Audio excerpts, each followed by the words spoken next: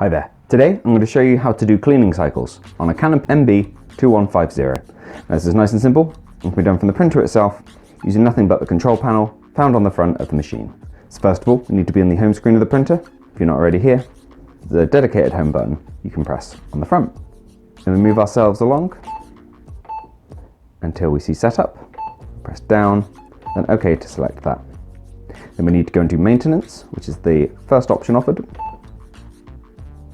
And here, there's the second and third option. We have cleaning and deep cleaning. Now, both of these options push ink through the printer's print head to hopefully dislodge any dried or congealed ink that could be causing you print quality problems.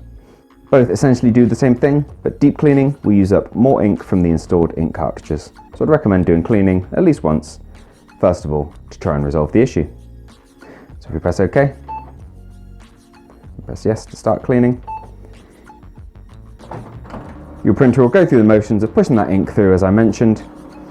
You'll hear a fair few noises coming from the machine as it does this. This is perfectly normal.